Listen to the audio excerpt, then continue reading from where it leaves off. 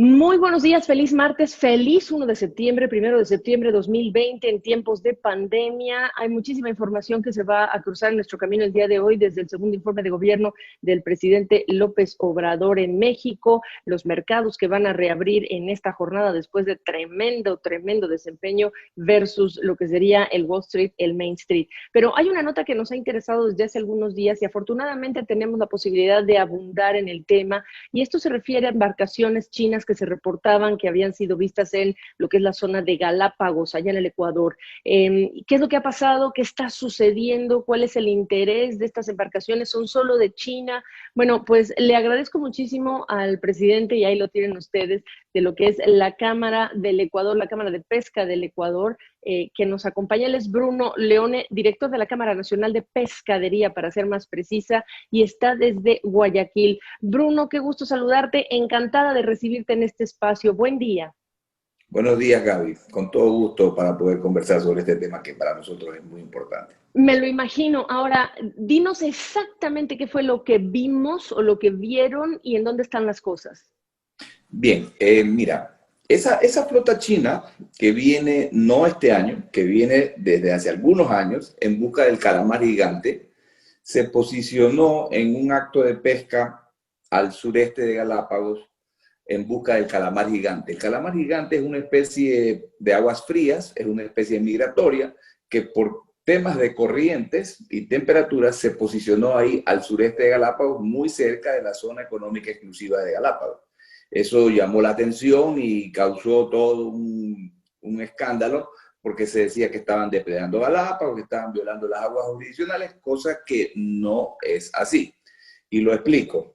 Desde que se creó la ley de la Convención del Mar, esta macroley que creó la ONU, que por su abreviación se la conoce como la ley de la Convemar, ¿verdad? Quedó claro que para 168 países que han reconocido la ley, el mar territorial va hasta 12 millas y la zona económica exclusiva de los países ribereños va hasta las 200 millas.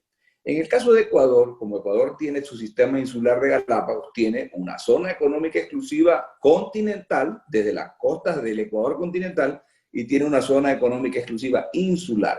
Entre esas dos zonas económicas exclusivas hay un espacio de aguas internacionales que son más o menos 125 millas. Entonces, lo primero que empezamos a escuchar es: hay que cerrar ese canal, no puede ser, tenemos que hacer uso de la ley de la Convemar. Eso no es posible de acuerdo a la ley, porque la Convemar prevé que se puede, con los estudios correspondientes, alargar el control del suelo marino, del fondo del mar, hasta 150 millas más, pero no la columna de agua por encima de ese suelo marino. Entonces eso ya quedó claro. Entonces ahora la pregunta es, bueno, sí. Bueno, la pregunta primera entonces, no hubo invasión, ingreso ilegal a lo que serían aguas del Ecuador. Primer punto. Es correcto. No Ok. hubo ninguna invasión en aguas jurisdiccionales. La Marina del Ecuador, que hoy tiene vigilancia satelital y vigilancia física con patrulleras, helicópteros, aviones, nos ha garantizado y nos ha dicho que no han ingresado. Entonces, Ok. tenemos que creer en lo que nos dice la Marina. Muy bien. Primer Entonces, punto.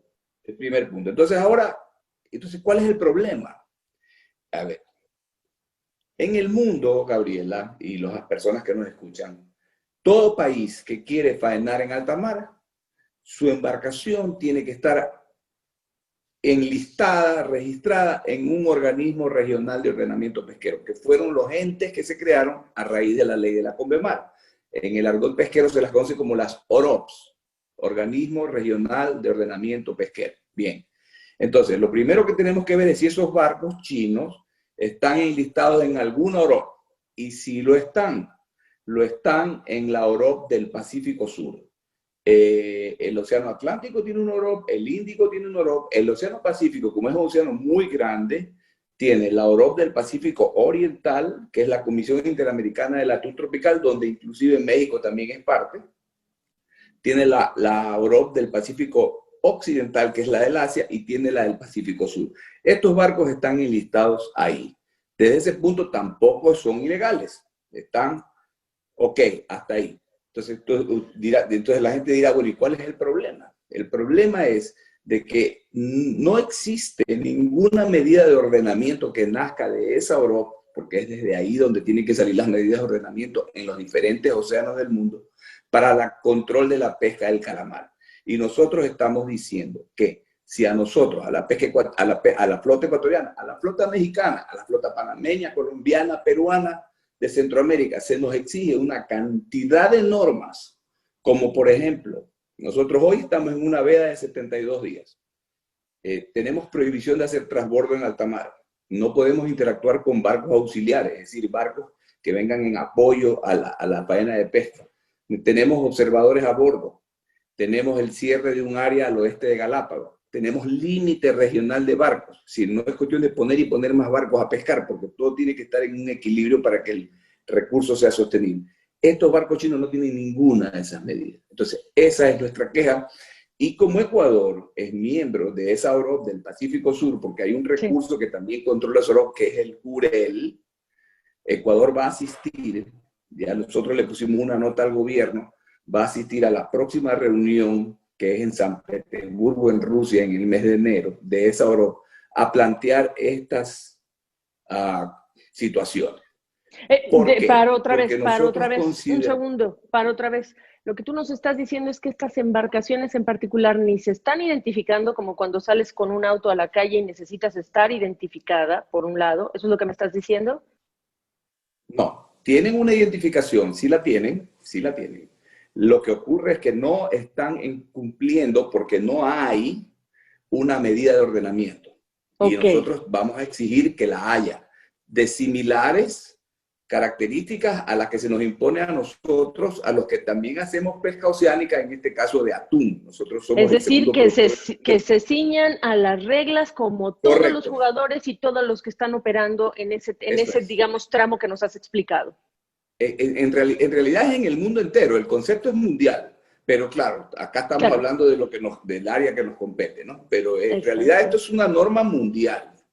No puede ser que salgan en un número de 340 embarcaciones. Nosotros al principio hablábamos de 269.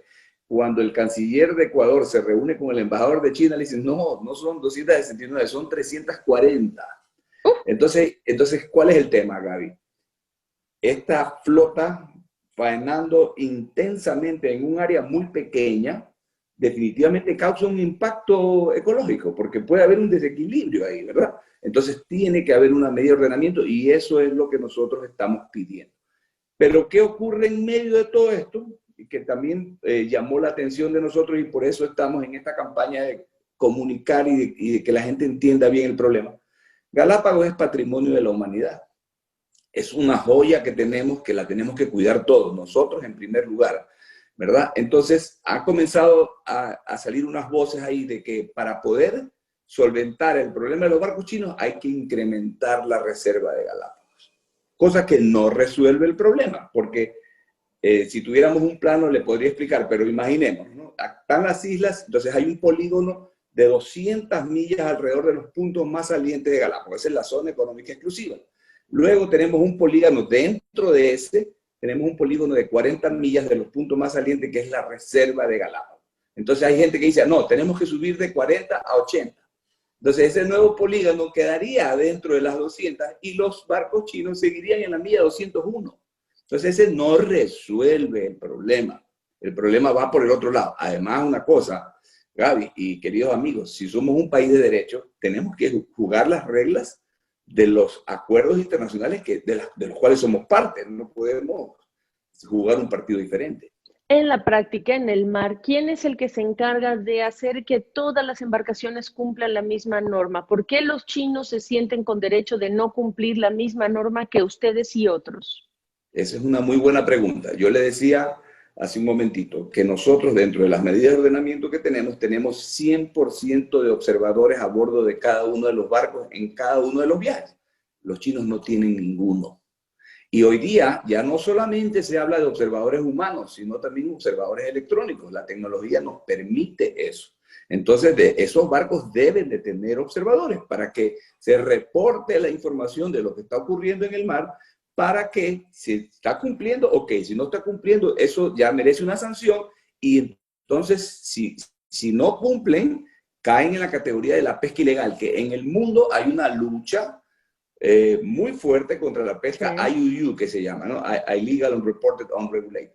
La FAO tiene calculado en 23.000 millones de dólares el monto anual de la pesca ilegal. Se dice que es el tercer negocio ilícito más grande después del tráfico de drogas y tráfico de armas. Entonces, de eso estamos hablando. Pero hay revisiones aleatorias de las autoridades en alta mar. ¿Cómo se hacen estas revisiones para determinar que ustedes, o que los mexicanos, o que los chinos verifiquen? ¿Cómo encuentran ustedes estas evidencias para poner sobre la mesa que en la evidencia que han encontrado, con las verificaciones que quién está haciendo, y si no las hacen, quién revisa, quién va a bordo para decir esto que me están diciendo? A ver. Primero están los observadores, ¿verdad? Que tienen que ir con una instrucción muy precisa de su OROP, ¿verdad?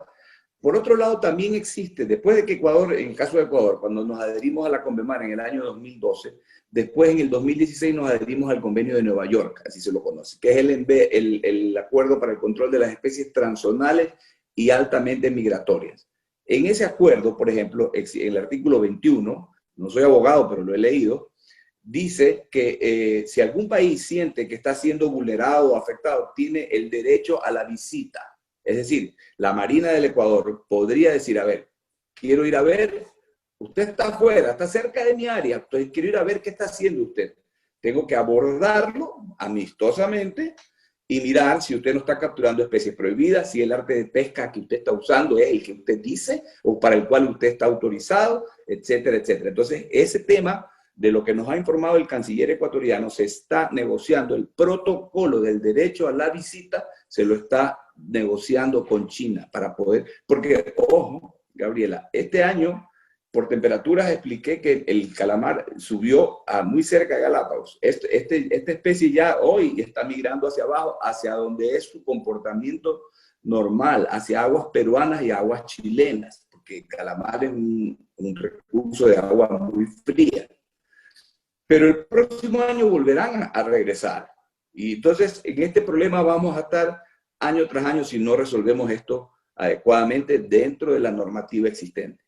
Para cerrar esta parte, me llama la atención que tú me has dicho, comenzando esta conversación, Bruno, que ha sido varios años, que los chinos han estado por ahí varios años, y tú me estás hablando al mismo tiempo de que se están redactando, se están ajustando estas reglas para que ellos las puedan cumplir. Uy, entonces empezamos desde el inicio mal, con los chinos en particular, que es el grupo al que tú te estás refiriendo en este momento. Correcto. Mire, estas flotas han venido desde hace algunos años. Antes no los veíamos porque no teníamos la tecnología que hoy nos permite mirarlos. No había la vigilancia satelital que hoy es normal. Cosas que hace 10 años no teníamos hoy.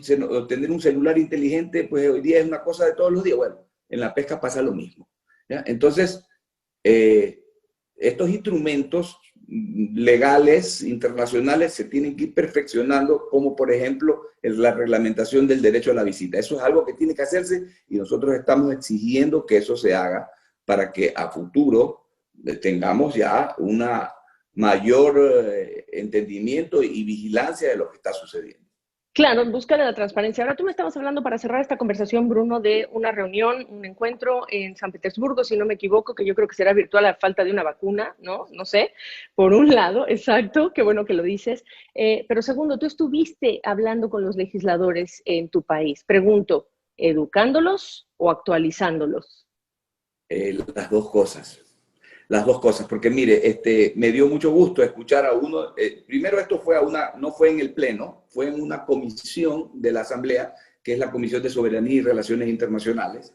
Entonces, un legislador que de paso es de una tendencia, digamos, diferente a nuestro pensamiento, un legislador de izquierda, dijo, a ver, dice, aquí tenemos que ver bien las cosas, porque esto no es cuestión de ideologías, esto es una cuestión técnica, la pesca es un tema técnico y así tenemos que verlo. Entonces yo tomé su palabra y le dije, me encanta escuchar al embajador, al asambleísta Augusto Espinosa en ese sentido, y eso es. Entonces yo les hice toda una explicación, llevamos una presentación de PowerPoint y les expliqué.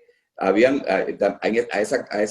esa comisión compareció un asambleísta amigo nuestro que es un expresidente de la Cámara de Pesquería, el ingeniero César Ron. Él es de otra comisión, pero en la legislación ecuatoriana un legislador de otra comisión puede pedir ser parte. Entonces él también estuvo explicando estos temas.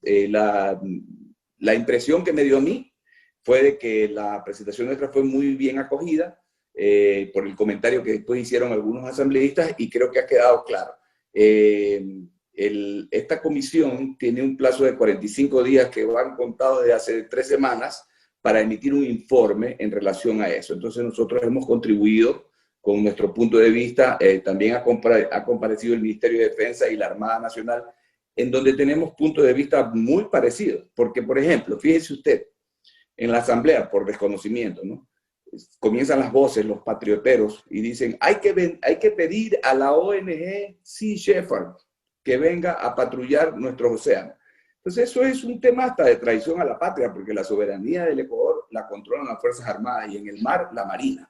Y, no, Entonces, y yo diría incluso, perdóname, sin ser ecuatoriana, yo diría, bueno, pero primero asegurarnos que hemos agotado todos los recursos locales, nacionales con los que tenemos y de los que disponemos para decir que no podemos solos, pensaría yo. es correcto, y la Marina nos ha dicho, y el Ministerio de Defensa nos ha dicho, nosotros garantizamos la soberanía del Ecuador en el mar. Ahí no hay más nada que hablar, y ese es su derecho constitucional, legal, y nosotros estamos totalmente de acuerdo, además. Entonces, porque también escuchamos voces de otros países que nos querían ayudar en el tema, y nosotros dijimos, no, Ecuador está para lo que está y puede controlar sus propios problemas. Así que, desde ese punto de vista está bien. Lo que no está bien es, vuelvo a repetir, voces que comienzan a querer, sobre pretexto del tema de los barcos chinos, pedir otras cosas que no tienen nada que ver con el tema. Y estoy diciendo claramente, Galápagos es una joya que tenemos que cuidarla, pero no por cuidarla vamos a tomar medidas que vayan a afectar a un sector que, en el caso del Ecuador, Gaby, mire, Ecuador viene, si tenemos un poquito más de tiempo, Ecuador viene con problemas económicos no de ahora, post pandemia, viene desde antes. Porque tuvimos una década de un gobierno que malbarató los recursos del Ecuador, la bonanza petrolera de los años 2015. Sí, no hay dinero, acaban de lograr un acuerdo con el Fondo Monetario Internacional, sí, están dolarizados, sí, ha habido una camisa de fuerza sobre la cual se ha irrespetado porque siguieron gaste y gaste y gaste y gaste, y ahora están heredando todo esto que es, además, en tiempos de pandemia, esta falta de recursos para lo mínimo básico, que es la atención a los seres humanos en términos médicos. Lo tenemos clarísimo, Bruno.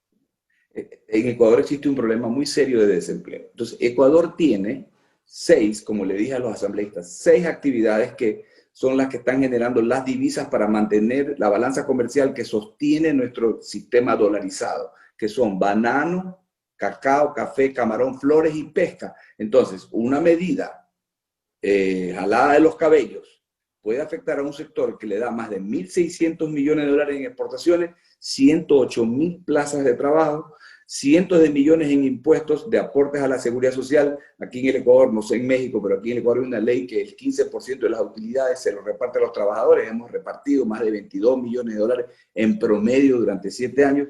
Entonces, no es cuestión de hablar por hablar y decir esto hay que hacer, porque esto afectaría a este sector. Hay que buscar un equilibrio y en eso estamos.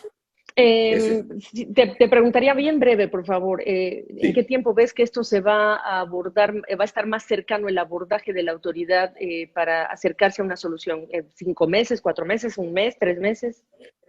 La comisión de la Asamblea tiene 45 días para emitir su informe, eso es ya mismo. Y para lo que pueda venir el próximo año, porque hoy ese problema ya está perdiendo volumen, es cuestión de trabajarlo. Este gobierno está por irse, nosotros vamos a entrar a elecciones a principios del próximo año, así que habrá que seguirlo trabajando. Yo esperaría que para el próximo año este sea un tema resuelto. Háblame de hombres y mujeres en este sector. ¿Cómo están? ¿Cómo está su salud? ¿Qué ha pasado con el COVID-19? Para cerrar esta conversación. A ver, acá en el Ecuador esto empezó el 16 de marzo. Ahí empezaron los lockdowns, los cierres, los toques de queda, le dicen acá. El Comité de Operaciones de Emergencia Nacional tuvo el buen criterio de permitirnos a las actividades productivas, entre ellas la pesca, por la vía de salvoconductos, permitirnos trabajar. Nosotros nunca dejamos de trabajar. Sí fuimos afectados en el volumen de las operaciones porque nuestra gente se comenzó a enfermar, en fin. Sí, claro. La producción cayó a un 40%. De lo que sabemos, sí hubieron unos muy pocos fallecidos, sí hubieron. Por ejemplo, en la cadena, este negocio tiene tres cadenas, ¿no? Tres eslabones, la cadena extractiva, la de transformación y la de comercialización. En la fase extractiva hubieron algunos barcos que tuvieron que entrar en cuarentena porque desde el mar reportaban problemas de enfermedad. Hubieron unos 2 o 3 fallecidos en total, cosa que es bastante, digamos, es doloroso una muerte, pero claro, fue mínimo. claro. Y en las plantas también hubieron unos cuantos, pero hoy nos hemos recuperado. El problema que hubo, me preguntaba un periodista, ¿hasta cuándo tienen oxígeno ustedes para trabajar? Le dije, a ver, las empresas del sector pesquero son empresas patrimonialmente muy fuertes, sí. Son solventes, sí. Teníamos un problema de liquidez que gracias a Dios se solventó y hoy estamos casi volviendo a la normalidad. En los mercados, esto es importante, no sé en México cómo habrá sido el comportamiento. En los mercados, nosotros el principal mercado nuestro es Europa. Entonces, ahí hay dos grandes segmentos. El segmento del autoservicio, que es la percha del supermercado, y el segmento Horeca, que se llama, que son hoteles, restaurantes, catering, cafeterías. Más o menos es 70-30, ¿verdad?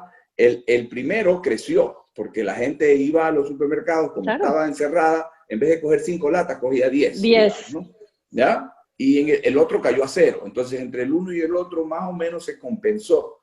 Hoy eso está volviendo a la normalidad y esperamos que ya pues, para fines de año esto sea una historia bastante normal.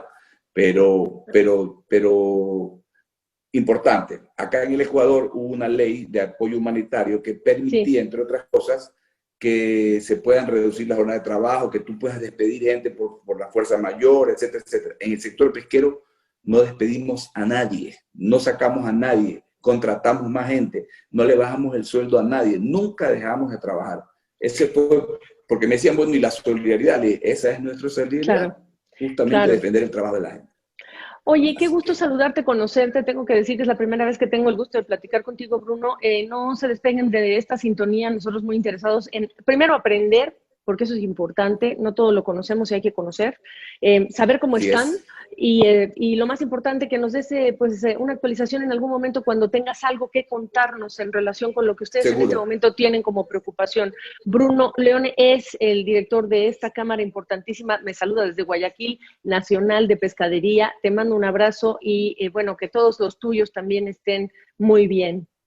Muchas gracias, Gaby. Gracias por la oportunidad y estamos a la orden. Efectivamente, cuando tengamos algo que contar, los llamaremos y abusaremos de este cariño de ustedes para poder conversar. Ningún abuso, al contrario. Buen día.